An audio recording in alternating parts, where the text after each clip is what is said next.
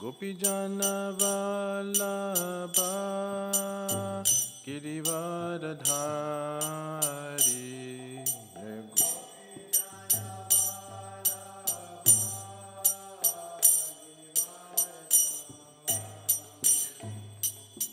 Gopijana Vallabha Girivaradhari.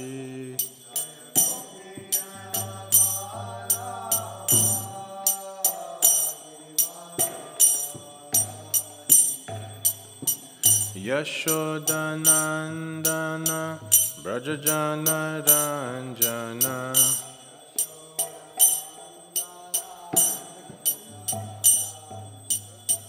Yashodanandana Brajajana Ranjana.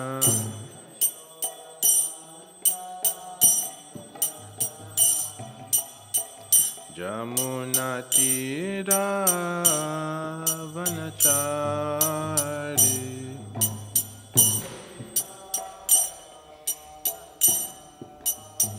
Jamunatira Vanachari.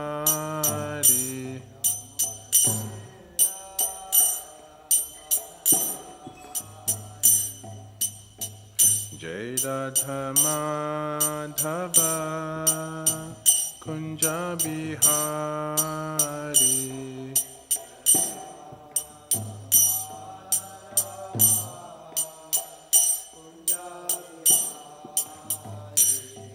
Jai Radha Madhava Kunja Bihari.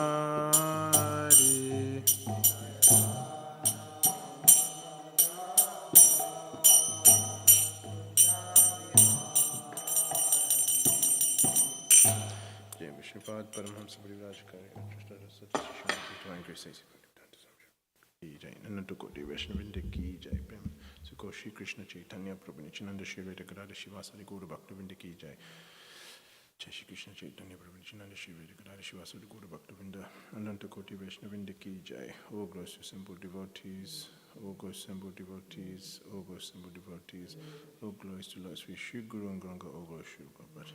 Namo Vishnu Padaya Krishna Prasthaya Bhutani Shrimati Shri Ram Swami Iti Namani.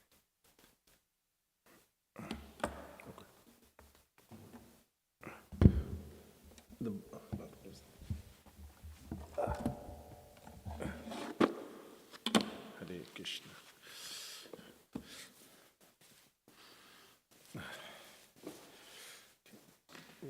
What verse are we? Is it 4.15:20 or 4:10:14? Oh. I don't know if that's right. I think I was given 4:15, 15 to 19. 4:10, 15 to 19. So the small verses. What's the main verse? Is it this one? Yeah. Anyway, okay. Yeah. 4:15. Yeah, okay. Yeah. Om Namo Bhagavate Vasudevaya. Om Namo Bhagavate Vasudevaya. Om Namo Bhagavate Vasudevaya. Okay, 14.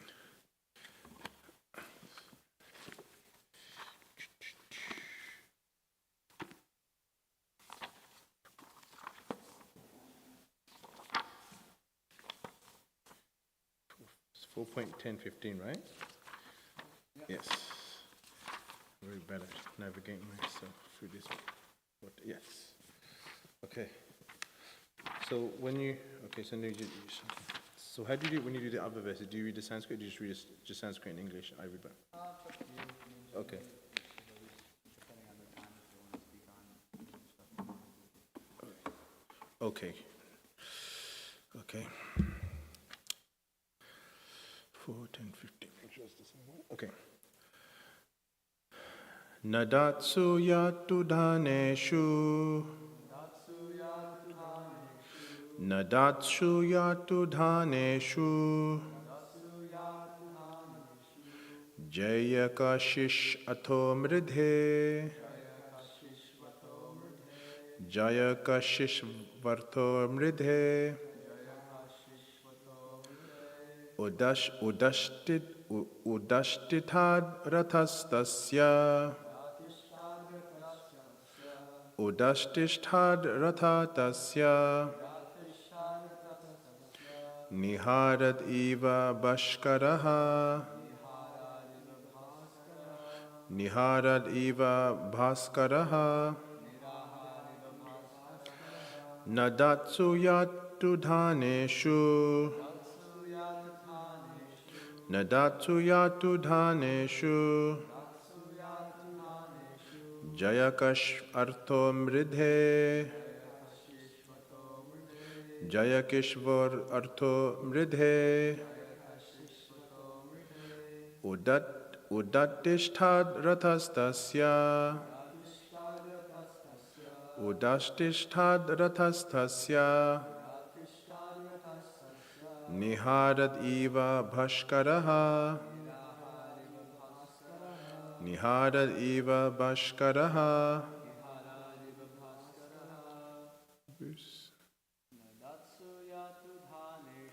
Nadatsu yatu dhaneshu. Jayakishvato mridhe. Udastishtad rathastasya. Nihara iva bashkaraha.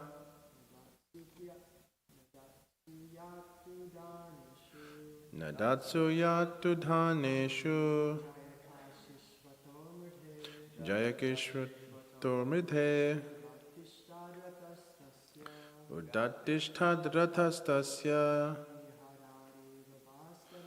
Nihara iva bashkaraha.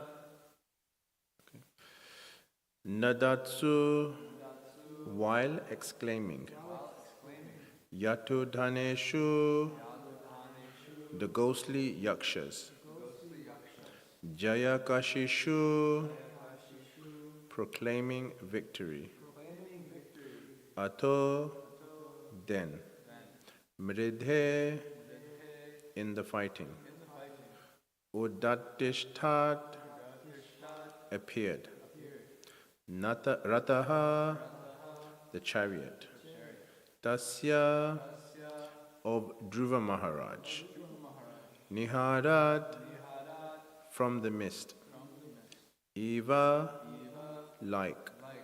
Bashkaraha, the sun. Translation. The yakshas, being temporarily victorious, exclaimed that they had conquered Dhruva Maharaj. But in the meantime, Dhruva's chariot suddenly appeared, just as the sun suddenly appears from within foggy mist. Here, Dhruva Maharaj is compared to the sun and the great assembly of the yakshas to foggy mist. Fog is insignificant in comparison with the sun, although the sun is sometimes seen to be covered by fog. In fact, the sun cannot be covered by anything. Our eyes may be covered by a cloud, but the sun is never covered. But by this comparison to the sun, the greatness of Dhruva Maharaj in all circumstances is affirmed. I'll just read the other verses up to 19 because it's connected. They're not very big, then I'll start the class. Dhanur Vishpur Jayan Divyam Divishatam Kesham Udvahan Oshtogram Vyadhanmad Baner Ghanaikam Iva Nilaha. Dhruva Maharaj's bow and arrows tangled and hissed, causing lamentation in the hearts of his enemies. He began to shoot incessant arrows, shattering all their different weapons, just as the blasting winds scatter the assembled clouds in the sky. Dasya te chapa nirmukta bhitva varmani rakshasam kayam divishus digma girin ashanayo yataha. The sharp arrows released from the bow of Dhruva Maharaj pierced the shields and bodies of the enemies like the thunderbolts released by the King of Heaven, which dismantled the bodies of the mountains. Bhalaha sanchid yamanam sirobhis charu kundele urubhir hema talabhair dorbir valaya valgubhi hara keyura muktair Ushnishesh cha mahadhanaham ashtritas ta rano bhuva reju vira manoharaha. The great sage Maitreya continued, my dear Vidura, the heads of those who were cut to pieces by the arrows of Dhruvamaraj were decorated very beautifully with earrings and turbans. The legs of their bodies were as beautiful as golden palm trees. Their arms were decorated with golden bracelets and armlets, and on their heads there were very valuable helmets, bedecked with gold. All these ornaments lying on that battlefield were very attractive and could bewilder the mind of a hero. Purport: it appears that in those days, soldiers used to go to the battlefield highly decorated with golden ornaments and with helmets and turbans, and when they were dead, the booty was taken by the enemy party. Their falling dead in battle with their many golden ornaments, dresses, was certainly a lucrative opportunity for the heroes on the battlefield. Om Gyantimarandasya Gyananjana Shalakaya Chaksur Unmilitam Yena Tasmai Shri Gurave Namaha. Jai Shri Krishna Chaitanya Prabhu Nityananda Shri Advaita Gadadhar Shivasadi Gaura Bhaktavinda. Hare Krishna Krishna Krishna Hare Hare, Hare Rama Rama Rama Hare Hare. Hare Krishna. So, small crowd, but it's intimate. So, today we're reading about Dhruva Maharaj's encounter with the Yakshas. And it's quite a big... It's kind of like a very significant type of battle, because what we know of Dhruva Maharaj is his brothers died.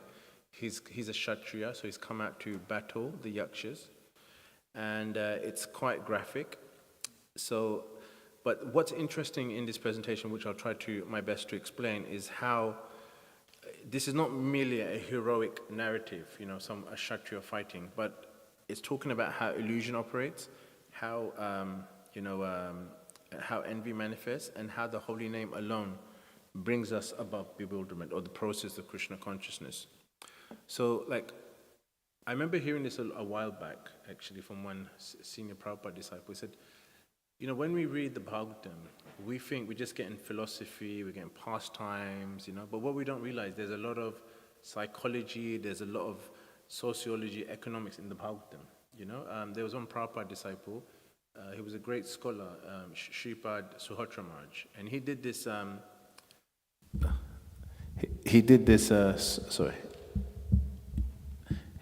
seminar in Mayapur.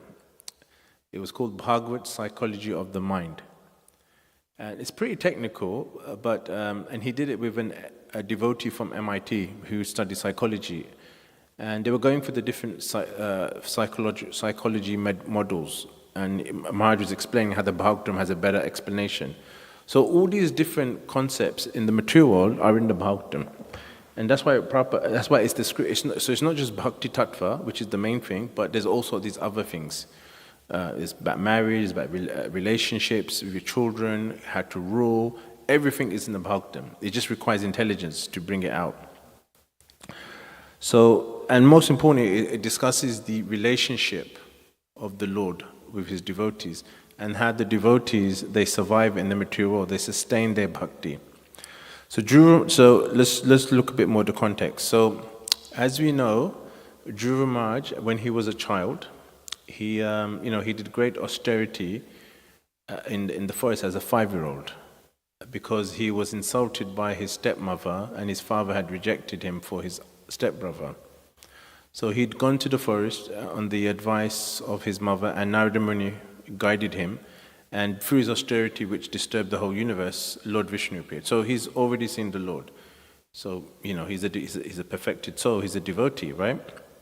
So, he should be Atmaram now. But we see that his brother's been killed. I think it's Uttanapad, if I'm correct. Uttama, something like that. Maybe someone can clarify. So, but what we see here is now, because his brother's been killed, he's now going to fight the Yakshas. He's a Kshatriya, because, one of the principles of Kshatriya means to protect. He has to uphold Dharma. What was it? Uttama, okay, okay. Yeah, okay, yes, that's I got confused. Yeah, Uttama's the name, and if you think and what you really, when we think of a devotee, we think of a devotee who's peaceful, he's atmaram, he's self-satisfied. He doesn't care what happens. But so he's kind of like angry, very angry, and he has to go and fight the yakshas. Now in Kshatriya Dharma, especially we know Prabhupada explains in the first canto. He talks about there's 6 types of aggressors. One of them who kills your family members. So it's explained if you're qualified and you're in that Kshatriya, someone's qualified, can go and kill that person. So what does he do? He goes to war. Instead of killing the yakshas that were responsible, he massacres them. And we haven't come to that yet, but then it gets to the point where his anger gets the better of him. It's gone beyond dharma now. It's gone into the realm of personal vengeance. And he's a great devotee. And then, Swami Manu comes, tells him to calm down, this is not right, But anyway, but the point is the question is, well, how does he get bewildered? He's a devotee, he's seen the Lord. It's not like walking down the street and seeing a celebrity. He's seen the Lord, he's perfected himself. So does this mean, this is the amazing thing is that this story helps us to see how because obviously Dhruva Maharaj is a perfected soul. Krishna's allowing the situation to happen so Krishna can teach how Maya can take over us, can overwhelm us, can bewilder us, and how the Dhruva Maharaj, through his example, can stay stable in his service and duty and his connection to Krishna. So it's very interesting because you can say Arjuna, he got bewildered right before Mahabharata. So bewilderment doesn't mean you don't do your duty. You do your duty, but you do it with the right intention to the right degree. You don't overdo it. Like in days of yore when there was a war, you'd have it on a battlefield.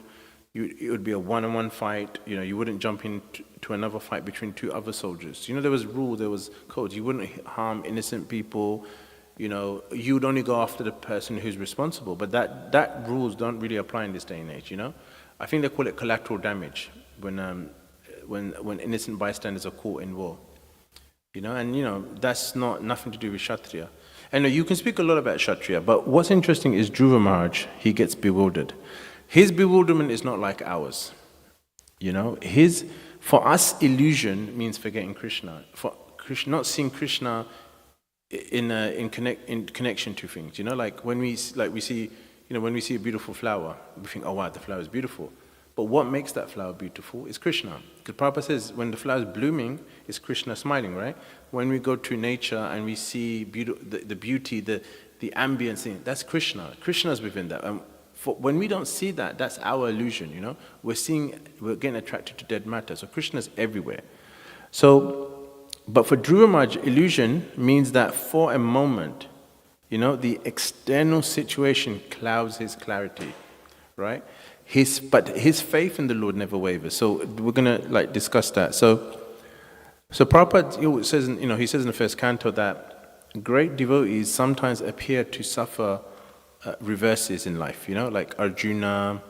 I'm trying to think of other examples. Even Lord Ram, if you know the story of Ramayana, Lord Ram, when he was in battle with Ravana, his brother Lakshman was shot by this poison arrow. So then he instructed Hanuman to go to this mountain, somewhere in the Himalayas, and because it had specific herbal which could cure Lakshman. So while Lakshman was in a coma or somewhat dead, Ram put down his bow and arrow, stopped fighting.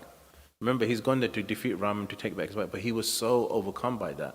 So even Ram, obviously Lord Ram's the Supreme Personality of Godhead, but he's teaching that by his example, this can happen and had to remain steadfast, So we should remember, as devotees, it can affect us, but then we have to understand high principles. Right, so let's talk about yakshas. So yakshas, they're not like random goblins. They're not demons, but they're not demigods. They're in between. They are celestial beings, and technically they live near a place in Kailash. Now the Kailash is not the one in Tibet, the one which is the abode of Lord Shiva, and even Buddhist people go there. it's not, and a lot of Hindus go there for pilgrimage. It's talking about the celestial Kailash.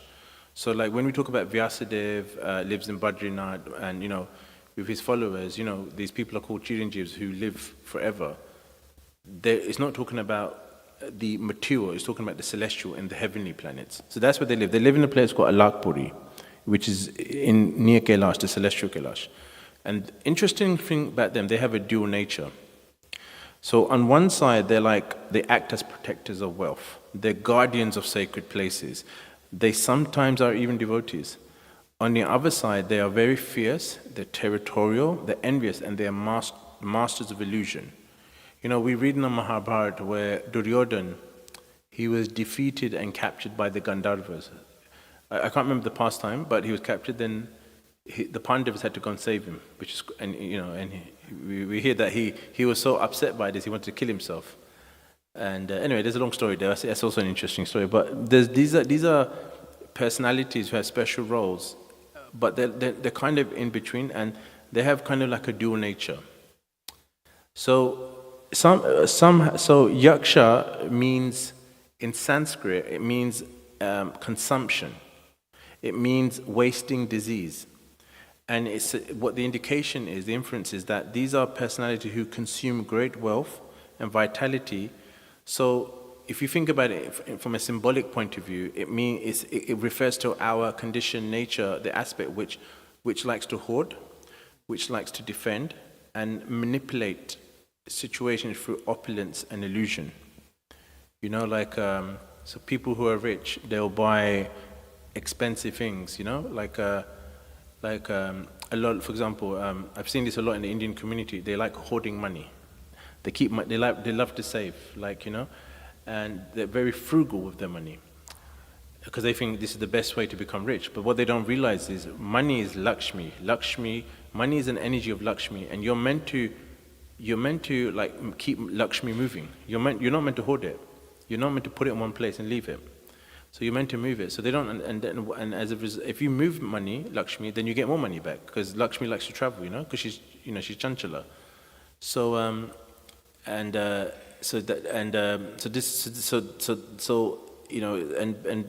if they lose money, these people, they get very distraught. Like I remember a friend. He does videography. I won't say his name just in case someone knows who I'm talking about, but. He makes money through videography. He's actually very good. He's very famous, and he got into stock in the stock market. So he put money down. He got greedy because the market was going up, and he put money down, and he lost £10,000, which is like I think $15,000 maybe. This is about 10 years ago, and for 6 months nobody saw him, and we were like, and then I didn't know what happened, and he said he's depressed. I said, why are you depressed? He said, I've lost, this much money. And I said, well, you've still got a lot of money. You haven't lost your wealth, so what's the problem? You can make that money back. You're still a young man. What's the problem? And he was like, no, I've lost that money. So, imagine like you've got like $100,000 and you lose $1,000.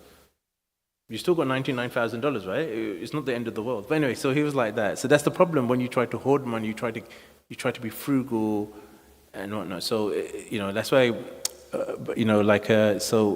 This is the mentality. So this aspect of yaksha, the hoarding, and refers to our conditioned nature. So if you compare this to Dhruva Maharaj, he's different. He's centered in his relationship with Vishnu, with Krishna. Yakshas are compared to possessiveness, whereas Dhruva's abode, he has this abode called Dhruva Loka, which Lord Vishnu gave him. It's in the material world. It's a planet that will never die. It's called the Pole Star, and it's an eternal planet. It's like a non. If I'm correct, maybe it's Dhruva or maybe no, it's Bali Maharaj. But anyway, it's an eternal planet. It's like a spiritual planet. It's fixed. It's eternal. So the yakshas, they reside in a place which is impermanent, which is going to get destroyed with the different levels of destruction, the temporary destruction and the permanent destruction. It's bound within time, but Dhruva Maharaj, where he lives, is bound in Sat. It's eternal. So there's a difference here. Because of his actions, he got that. Right. So let's look at the battle, right? So if you read, it's quite graphic. Heads have been chopped off. the bodies are being mangled, and the Prabhupada talks about the battlefield is filled with glitter of all these golden ornaments. I was reading one book by this Vaishnava scholar. He wrote about Mahabharata. And I've seen the Mahabharata TV series, and I've heard devotees talk about it, but you don't realize how brutal and graphic it is. I think the closest thing I can refer that to is if you've seen Braveheart with Mel Gibson, where it's very graphic, it's cutting people's heads off. And it talks about how, even Bhim, he cut the trunk off an elephant, and the elephant's going crazy, it's in pain, and the bodies are rotting on the ground after being killed, and the jackals come, the vultures come to eat them, and then the bandits come to steal all the gold. And it's a very disturbing, very harrowing scene. And Prabhupada talks about how their body is covered in gold. In those days, warriors would wear gold and jewelry, but they're covered in gold, their bodies are there, and no longer they're no longer attractive. Even though there's gold in the body, So it's like a zombie, you see the zombies in TV films, they're dead, their body's decaying, but they got their clothes on, That's what it is, because nobody would go near a dead body, even if it's covered in gold. Because it's not the gold we're attracted to, it's the consciousness, it's the soul of the person. So anyway, so I was thinking in Egyptian mythology, well, it's not mythology, it's history, but great kings, great pharaohs, when they died, they would have a treasure, because they believe that you take this to the afterlife. So their servants would kill themselves, and they would have treasure, so they would take it to the afterlife to get into the next world. So it's kind of you're kind of attached to these things. You're thinking it's permanent, it's coming with you, but it's not. It's you're gonna get another body in another life in a different situation. But they think this is permanent. So this is what the material world is like. We hoard things. We think it's to our eternal credit. I remember hearing a story of one person. He died. I think it was in England. It was a long time ago. I heard about this, and he was buried with his money. He had $1 million, and they put $1 million in his coffin. Now, I mean, he had so much attachment, and it's just like a dead body. You're just decorating a dead body. I mean, I don't know if anyone broke into it, but you hear of people, grave robbers. They do that. I mean, especially I heard of it in South America. But anyway. So this is what it's like, when these people died, when they fell, all the ornaments were like jewels on a corpse, very attractive, but it's useless. It's useless to them.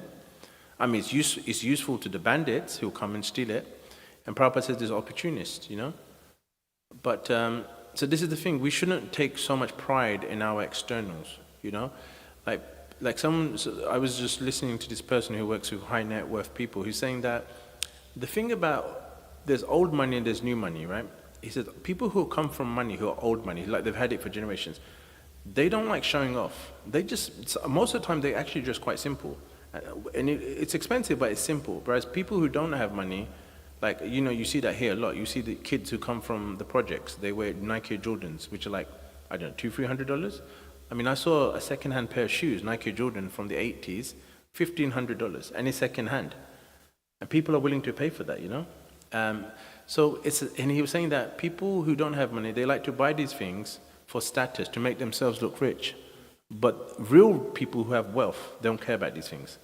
They have this kind of gravitas. They're kind of comfortable in themselves, They can go out and be what they want. So this is what a devotee is like. We are not affected by material things externally. We try to maintain ourselves. And we're satisfied that if we don't have the latest luxury goods, if Krishna doesn't want us to have that, that's fine. But we will keep going. Because why? Because we're centered in Krishna. Whereas people who don't have Krishna, they use these material things to fill gaps in their lives. I was just remembering something actually. It was I just forgot it now. But so people you go to India, you go to India, Indian weddings are really expensive. I'm talking about the average person, and it's not that they're rich. They have an expensive wedding to show off that we're rich, but they're not rich. They've saved up for decades. They actually take out loans. I remember I used to work in financial services, right? And I still remember this. This is back in 2009. I was in London, and I was speaking to this Indian lady, and she was opening a savings account. And she was complaining to me because she used to come in a lot, so I got to know her. And I said, why? What's wrong? She said, my daughter's coming up to marriage age. I need to get her married. We don't have enough money. And like in her account, she had about £50,000 for her daughter. And £50,000 then, I guess you could probably say about $80,000. If you take inflation into account. And I said, why are you've got enough money to get your daughter married. I mean, how much do you need to get someone married? She said, no, you need a big marriage because you need to invite all the family friends. And remember, they don't really like these people, but they have to invite them, It's true. Like, people just turn up just for, because you want to bring people, so they turn up, and then, you have to put on this big show. Like, in the Punjabi community, which is like, in Punjab, there's they would have these really extravagant weddings where they'd invite famous singers, they'd invite a band, a DJ, now, and it was so opulent, and like, she was like complaining, I don't have enough money. Now I'm hearing of people spending nearly £200,000-300,000 on a wedding. Like I went to a wedding once, there was like 2,000 people there, and they had to cut the numbers of people to come and these were like close people, like, so now people are going now to, like, Indian people there. Like I heard in India, they don't do weddings in India no more, they go to Dubai, because that's the best place to have an opulent wedding. And I've also heard this in England, they're having smaller weddings, but it's still expensive. Like they go to Italy, they go to Greece, the islands, so they'll have about 50 people, but it's still very expensive. But again, you're getting married. Why do you need all this opulence? Whenever, like on your birthday or on marriage, you're meant to, the main thing is to do the ritual, the prayers to the Lord, feed the brahmanas, feed the poor people. That's the true way to get to celebrate something. So people do these things because they're attached to the externals. I've gone off a bit. So this is our situation in material world. Our identities, clothing, education, career, family prestige are like ornaments on a dead body, because we are dying right now. We're dying every second, right? It's kind of useless. You work so hard to buy something, and in a few months it may not even fit you. Like when I was young, when I was 15, I'd save up. I had a part-time job, and I wouldn't get much money. I'd save up all my money, and then I'd go down to Oxford Street. Oxford Street is like your Fifth Avenue, and I would go to all these fancy departments that I'd buy, my Versace's, my Armani's, and then I remember like 2 years later, I put on like 2 stones. I'm not sure what that is in kilos, but they didn't fit me anymore. My dad just threw it away. It was like, that time was thousands of pounds. It was like my pride and joy. But anyway, this is the thing, I could have just gone to a cheap shop, bought normal clothes. So anyway, the great devotees are bewildered, because intelligent people, especially it happens a lot with people who are very passionate, they're carried away by the glitter of external decoration, forgetting we're dying every moment. So anyway, now I'm going to talk about the illusion, the principle of illusion, right? So what we see here is that it's very interesting in the verse, so where does illusion, Maya, attack us? If you read the Bhagavad Gita, where does it say the weak? Krishna talks about the points where Maya attacks us, or illusion, or is our weak points in our body. The mind, senses, and intelligence, right? And if these are attacked, and for these to be attacked, our identity first has to be attacked. If we identify with the body, those other 3 things will work according to what the body identity is. But if the identity of us, if our ego is as servants of Krishna, then these 3 things will work in a proper way, reminding us at every step we're Krishna's servants. If you read the Yaksha, because they're masters of illusion, it talks about what do? They generate these a fog. A fog is like, when there's condensation, it looks like a cloud around you. So, there's a dust storm, there's like dark clouds lighting, and Dhruva Maharaj cannot see, right? So this is affecting our buddhi, our discrimination. And what does Krishna say in the Gita? He says once intelligence is covered, things get ruined. We lose clarity, right? Should I go this way? Should I go that way? Should I do this? Should I do that? What's right or wrong? We're not able to discern properly what's spirit, what's matter, what's beneficial for our Krishna consciousness. So the first way Maya attacks us is by weakening our buddhi, our intelligence, by clouding our vision, right? What's the second? We read about what did the next thing that these yakshas did. They generated, because it's all illusion, right? They generated these horrible, disgusting things like blood, pus, stool, all raining from the sky. What is that affecting? That's affecting our senses, okay? Because when Krishna says in the Gita, he talks about what the senses, they get disturbed, and when they're disturbed, it drags the mind away, right? So it's like not in a, there's a word that's progressive. One thing, it's like a domino effect. When the intelligence, because intelligence controls the mind, then so the senses recall, it feels disgust. So when we have a sensory overload, like you just go to Times Square, you're like overloaded, your senses are overloaded, right? Loud noises, bad environment, it triggers so many things, people have a panic attack, So the Maya agitates our senses, so the mind cannot stay steady, right? And the third thing, what's the third thing the yakshas do? It generates wild animals, lion roaring, serpents spitting, elephants charging at us, right? And remember, this is not real. So now the mind becomes a battlefield where all these impressions are clashing. So the mind panics, it does crazy things, So, so the Maya's now hijacked the mind through fear, imagination, and panic. And this is all happening to Dhruva Maharaj, because he was bewildered. Bewildered in the sense that he couldn't do his duty, which was to kill the people responsible. He's affected by this. And then what happens, it all culminates in the yakshas. What do? They generate this vast roaring ocean, which comes to drown Dhruva Maharaj. He feels like he's drowning. He's not really drowning, but he feels like he's drowning, right? So this is so he's feeling fearful. The jiva feels, I'm doomed, I'm powerless, I cannot go on. Depression, hopelessness, spiritual burnout. What's the use of trying? So this is Maya's culmination. It's not just confusing us or making us feel disgusted by, it's convincing us that you're helpless and you're lost forever. So these things all culminate, and this is what the yakshas were doing to Dhruva Maharaj, and this is what Maya does to us every time. But how did, obviously later on it explains, but how did Dhruva stay connected? When the sages came, they told him to take shelter of Krishna's holy name. Now, we can protect ourselves from Maya's onslaughts. How? By, even the process of Krishna consciousness, reading scripture, Bhagavad Gita every day. One Prabhupada disciple said, 1 hour reading Prabhupada's books every day is just to stay alive in Krishna consciousness. It's not to make advancement, it's just to stay in Krishna consciousness, And Prabhupada said, just read my books. Don't worry about these other, don't get overwhelmed by these other books or philosophy. Just read his books. Because, like Hridayananda Maharaj said, Prabhupada's books are the spiritual world. They're not just described as spiritual, they are the spiritual world, So reading Prabhupada's books purifies our intelligence, And that has a knock-on effect on the mind. Associating with devotees. Sadhu, what does sadhu mean? Sadhu means to cut, right? Cut our ego. When you do something wrong, when you're saying something bogus, the sadhu will cut you, say, no, this is not right, this is not the right conception. Like when I first came to Krishna consciousness, I remember I used to get cut so many times.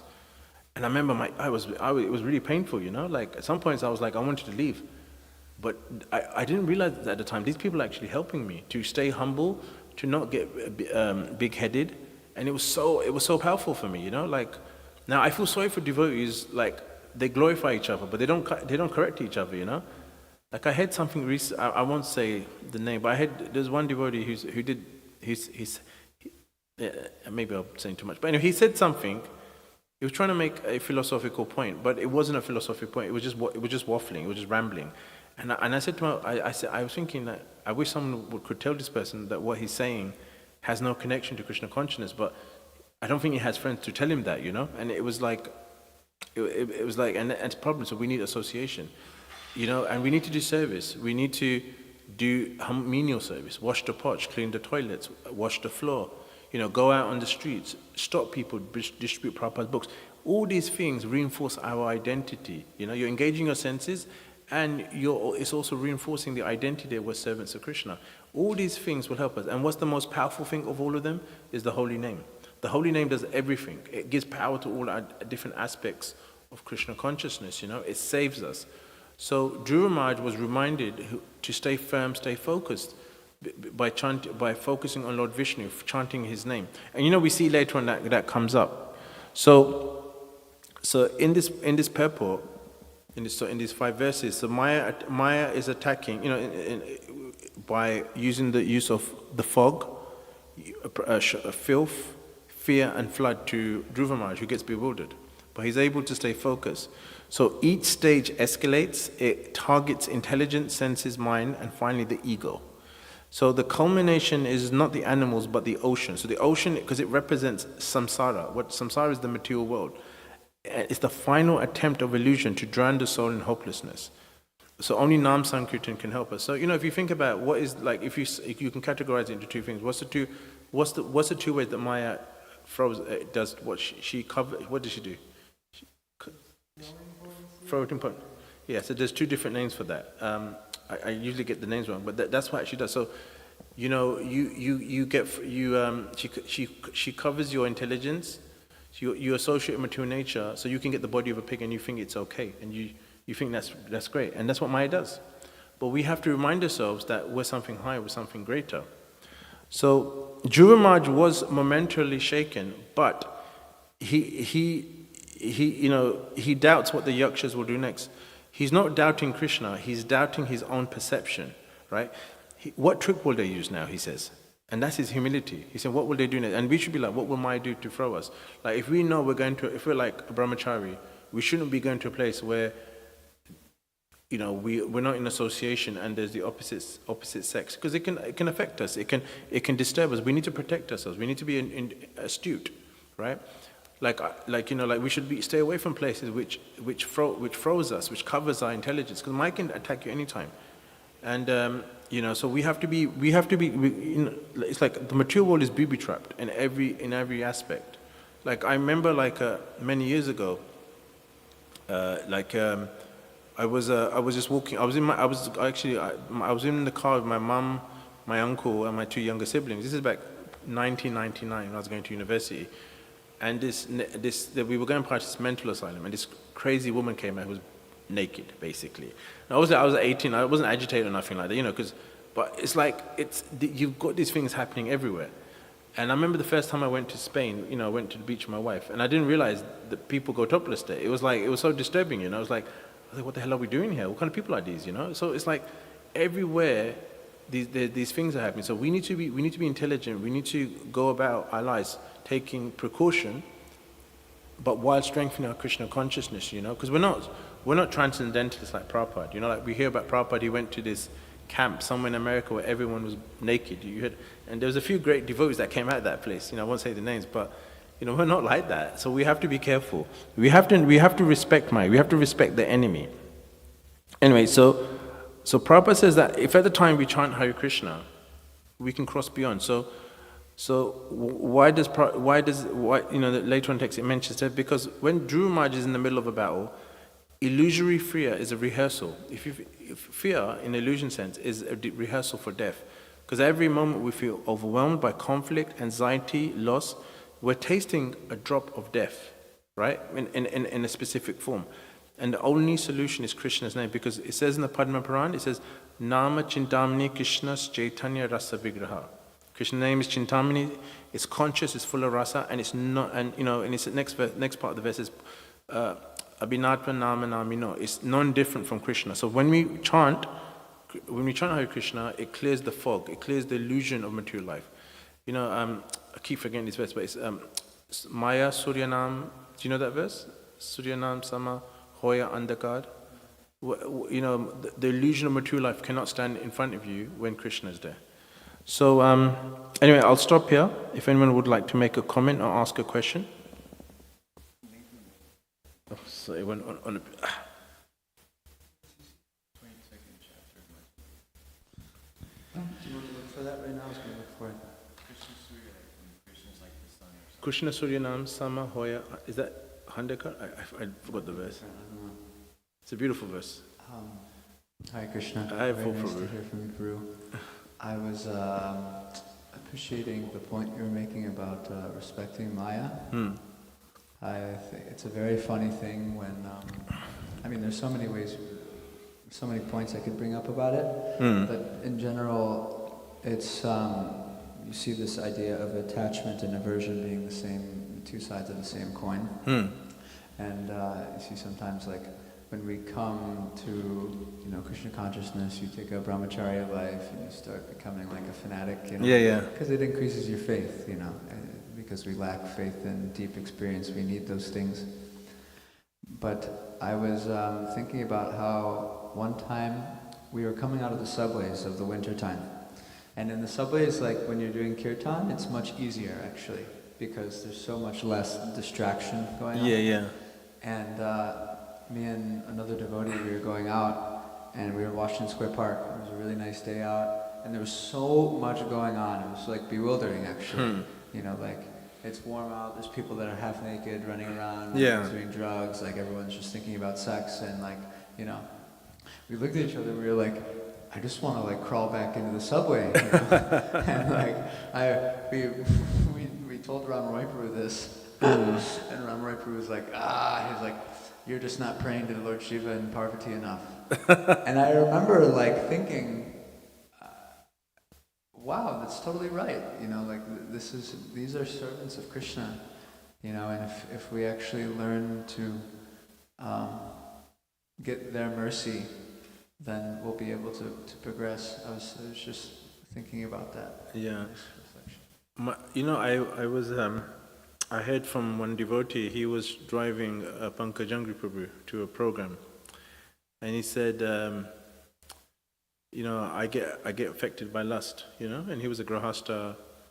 And Pankajangri Prabhu said, you just need to chant the names of Lord Nityananda. And in the car, he impersonated how Pankajangri Prabhu said it. He said, he started shouting at the top of his voice, Nityananda, Nityananda.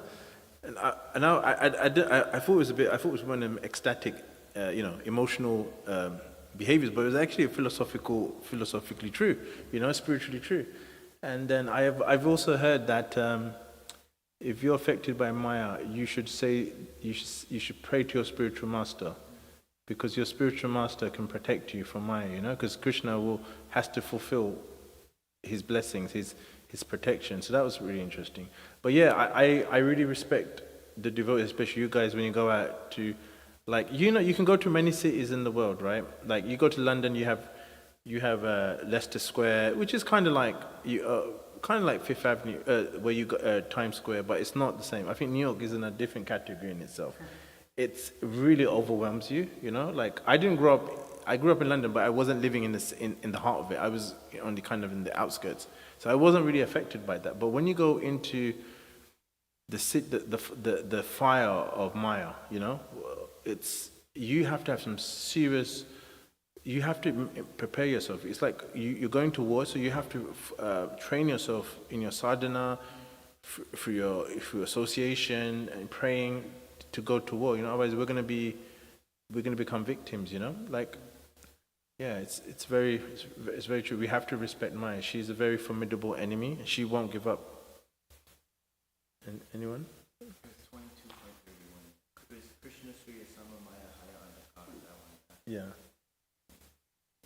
What is it? 20 CC 22 Madhya Lila? Madhya Lila 22.31.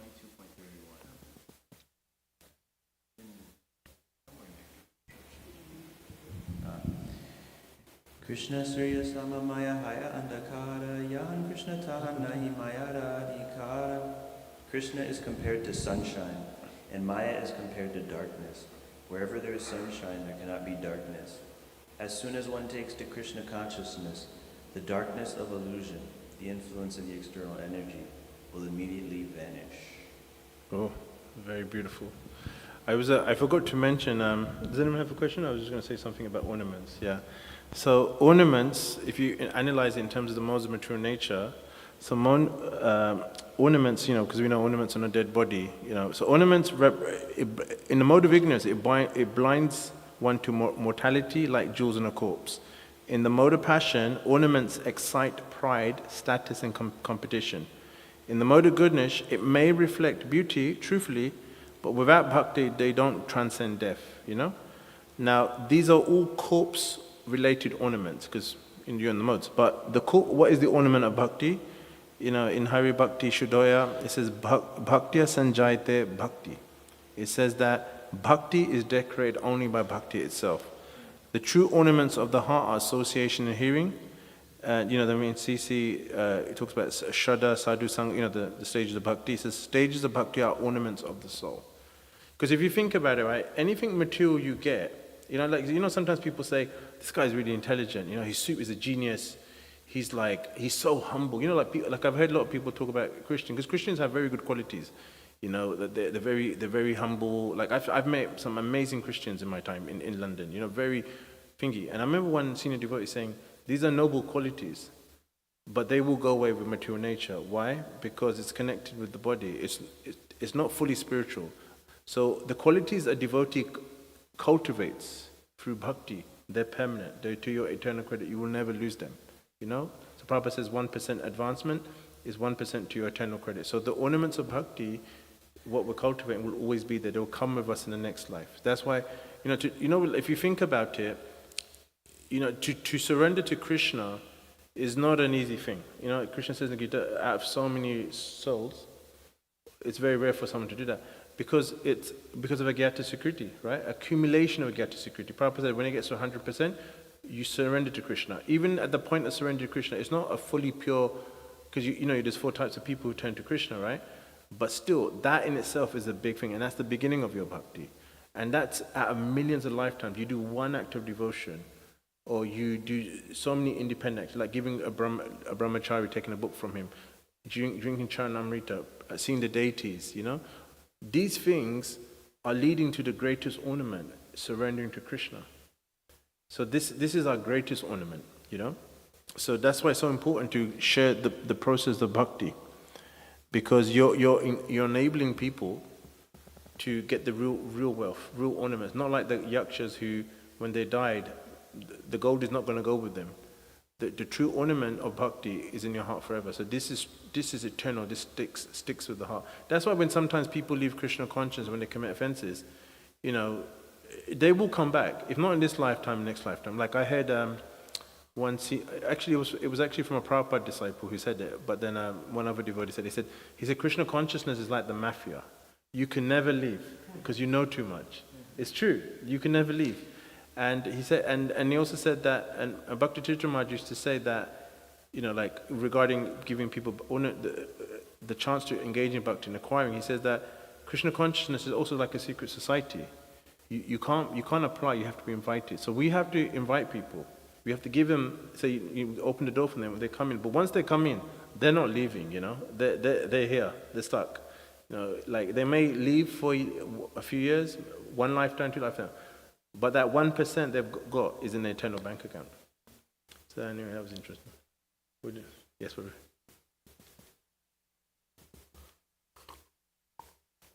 Hare Krishna. I just have a reflection about, you were mentioning these noble qualities that people sometimes accrue or cultivate in religious, pious activity. And I was thinking of, you were talking about ornamentation, I was thinking of the verse where Mahaprabhu explains how Vaishnava etiquette is the ornament of a devotee. Yes. And how those things tie together, how we, that's what turns it into spiritual qualities. Yes. Is when it's actually directed towards the Vaishnavas. Yes. And not just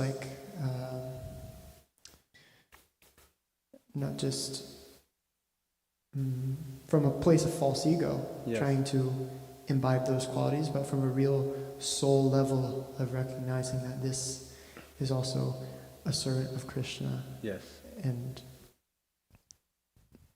also, I had one more point, but it's escaping me. No, so you've actually reminded me of something. So there's a pastime where someone said to Prabhupada, what is humility? So devotees for Prabhupada is going to say, being meek, being, like servitude. And Prabhupada said, no. He said, being humble means you have this strong faith that only Krishna is your Lord and Master, and only He can save you. And Prabhupada said you have to be, and this devotee's realization was that Prabhupada was saying in a very passionate, very Kshatriya-like way, he's saying that you have to be assertive and strong about this. Only Krishna can save. That's what. When you accept Krishna as your Lord and Master, that is your identity. That is true. That's the true platform of humility. And we have to be aggressive to remind, in one sense, we have to be aggressive. We have to really be passionate that, yeah, we're servants of Krishna. That's true humility. So when it's in relation to Krishna, then it has potency, power. So, like I was speaking to one devotee, and he was saying, like he was saying that, he was explaining the philosophy, but he was thinking that he was explaining it in a very non-Krishna conscious way. He was connecting, like humility, where it was understanding it from a Judeo-Christian perspective, or the way the material world understands it, as someone who's weak, who takes abuse, who's a doormat. But that's not true. But it means if we have to fight for Krishna, we're prepared to do that. Like I'm not talking about in an extremist way. Like I'll give you an example. In London, the Bhaktivedanta Manor was facing closure, 10 years. And they did many protests. And there was one protest where I think like 50,000 people came, from the Hindu community, devotee community, even different religious traditions came to support us. I mean, I was like 14 then. And I remember Prabhupada disciples were getting arrested. Female disciples were getting jumped by the police. Like, they were basically throwing them on the ground. There's a video of this old Indian Masi, she's probably dead now, she's probably being dragged on the floor by the police. Saying, with a banner saying, don't close our temple, That is true. That's fighting for Krishna, because because we're prepared to do it. Even Prabhupada, like there's a story where, Mayapur got attacked by bandits, before Lord Nrsimhadev came, and there were some horrific things that happened. And there was one Prabhupada disciple who was had a Kshatriya background. He shot one of the bandits. He didn't kill him, and that Prabhupada disciple got arrested, and it caused a lot of negative media news. Western person shoots a local Indian guy, And he came before Prabhupada. He said, Prabhupada, I'm really sorry. Because of me, ISKCON got a bad name. And Prabhupada said, yes, you should have shot him in the head. Because what he did was that, Prabhupada, the thing is, so what I'm saying, if it has to be in connection to Krishna. It's got to be dharmic. It's got to be what Prabhupada wants. So we need to stop mixing our thinking what happens in the Western world, in the secular world, or Judeo-Christian, as that's what these different aspects of Krishna consciousness look like. They don't look like that. They look like when it's connected to Krishna, we're prepared to do it. If it means cleaning the toilets, I'll do it, because this is what pleases Krishna. It pleases the spiritual master. Cleaning them up, helping someone, or like we hear Prabhupada's disciples, they cleaned Prabhupada's stool when he was thingy. That's a true disciple. So it's very broad, it's very deep. It's only in relation to Krishna. And the ultimate definition of humility is we are servants of Krishna. And if that foundation is not there, then you're not really humble and it won't last. So, Prabhuji, did you have a question? I wanted to add something. Yes. Let's see if I can find it. 8th chapter of the Gita. Verse.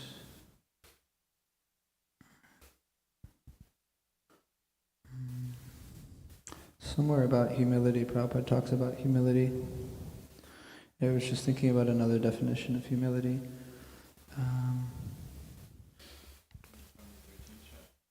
No.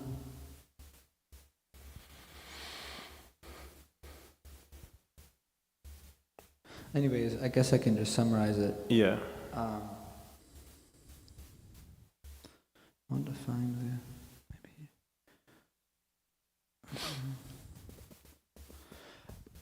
the humility means that one shouldn't be anxious to be receiving the satisfaction of others' recognition. And I was thinking of that also, and how that's actually in line with what you're saying, because so often, even like we think we're free from that, but when we become devotees, we become encaged sometimes by other people's expectations. Yes. And who they want us to be, and it's devotional, but it's not transcendental devotion. It's more on the mode of goodness. It's still material. Yes. And I was thinking about how when Srila Bhaktivedanta Maharaj makes a really nice commentary in Manushiksha about learning to detach oneself from the opinions of others, yes, and fully surrender unto the Lord. And that also requires a lot of humility, because if you see, take Prabhupada for example, I mean, Prabhupada was fully surrendered to Guru Shiksha Yeah. and to Radha and Krishna and Mahaprabhu's mission, and was completely rejected by almost all of his godbrothers, you know?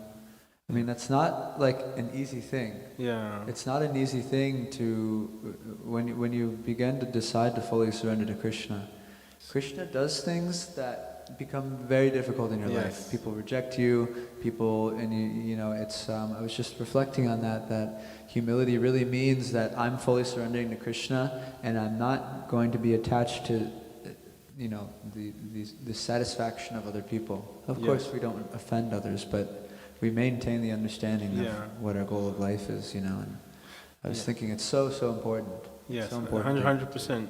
It's like you have to be strong. You have to be aggressive about understanding with servants of Krishna and the spiritual master. And you know, like to be humble, truly humble, is very difficult. You know, you're declaring war against Maya, against millions of lifetimes of being conditioned. You know, because we know we came to material world because we wanted to be separate from Krishna. We're going against that conditioning. You know, it's really hard. Like Prabhupada said that Krishna consciousness is a simple process, but it's not easy. You know, so you have to work hard. Like it's like sometimes people think Krishna consciousness is just sitting in kirtan. You know, like enjoying yourself, but it's not. You've got to work hard. You know, like my Guru Maharaj said, Krishna consciousness, we should treat it like a 9-to-5 job. You know, like you do 8 hours of devotional service. Like they have that standard in Hungary. You know, I mean, I don't know if they do 8 hours exactly, but I remember him saying that.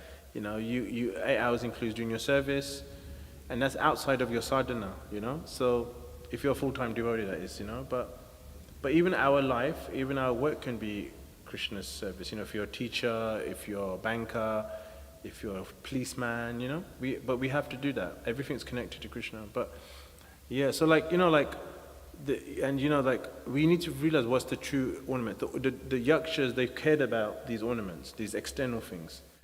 Dhruva Maharaj thought they were useless. They were like, the result of his thinking was they were just dead bodies on a corpse, which were the yakshas. And for devotees, the true ornament is qualities that are connected to Krishna. You know, like humility, like, you know, like Prabhupada Krishna says in the Gita, you know, someone who, he talks about the 20 items of knowledge, you know, he says, I think it's in the 13th chapter, and he starts off with humility. So this is what we should be cultivating, you know, like, we should believe this. And like, even if Krishna gives us material opulence, we should see it as a tool. It's just a tool to using Krishna's service, to serve the Vaishnavas, serve the spiritual master, you know. Like Prabhupada would say to George Harrison, don't give up singing, sing for Krishna. And he made 2 songs. One's not so well known, but he had to change the lyrics a little bit, George Harrison. But Frank Sinatra said it's the greatest love song ever written. Yeah. But he was talking about Krishna.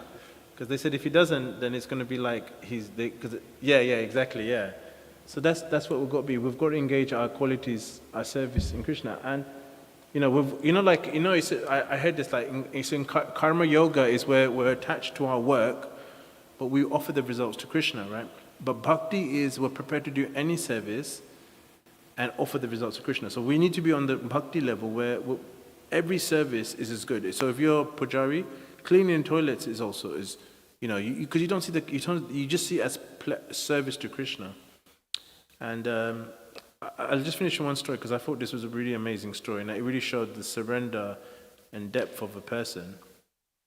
So when I was in Mayapur in 2009, just a few years before me, this Prabhupada's godbrother passed away. I don't know his name. He was serving at this temple. I think it was Radha Gopinath. You get these small temples. It was a Gaudiya Math temple. And Bhaktisiddhanta Saraswati Thakur said to him, like back in the 30s, don't get married. Just, don't travel, too much trouble, just stay here and worship the deities. And it wasn't a thriving temple, it was just like it was like a hut. And he stayed there for like 50, well at that time it must have been 70 years he must have stayed there, and he probably was 100 when he passed away. He did that service as a brahmachari, he didn't take sannyas, just worshiping the deities, He didn't get married, it wasn't like a thriving community, it was just like a simple little temple. Bhaktisiddhanta gave him that instruction and he followed it. That is true surrender. That is true humility. And I was really touched by that because who could survive like that, He said, don't travel. It's too much. Because he saw his nature. He said, don't travel. Don't get married. Don't take sannyas. Just stay here and worship the deities. That's just amazing, Vasi, that's it. And he went back to Godhead, Anyway, anyone wants to say anything? Or we can stop here? Okay. Thank you very much. Srila Prabhupada ki jai, Srimad Bhagavatam ki jai. Jai Nitai